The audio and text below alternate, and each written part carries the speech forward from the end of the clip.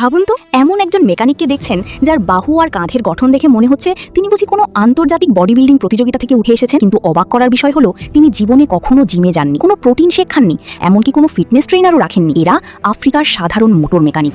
আফ্রিকার অনেক এলাকায় এখনো আধুনিক গ্যারেজ সুবিধা নেই হাইড্রলিক লিফট, নেই দামি মেশিন, নেই উন্নত সরঞ্জাম। যে কাজ আমরা কয়েক সেকেন্ডে মেশিন দিয়ে করি, সেই একই কাজ তাদের করতে হয় শুধু নিজের দুই হাতের শক্তিতে। একটা ভারী ইঞ্জিন তুলতে হয় হাতে, গিয়ার বক্স সরাতে হয় হাতে, বিশাল যন্ত্রাংশ এক জায়গা থেকে আরেক জায়গায় নিয়ে যেতে হয় কাঁধে বা বুকে করে। প্রতিদিন, সপ্তাহের পর সপ্তাহ, বছরের পর বছর এই কঠিন পরিশ্রম করতে করতেই তাদের শরীর নিজে থেকেই হয়ে ওঠে অবিশ্বাস্য শক্তিশালী। এদের অনেকেই এমন শক্তি অর্জন করেন যে 100 থেকে 200 কেজি ওজনের ইঞ্জিনও কোনো যন্ত্রের সাহায্য ছাড়াই সামলে নিতে পারেন।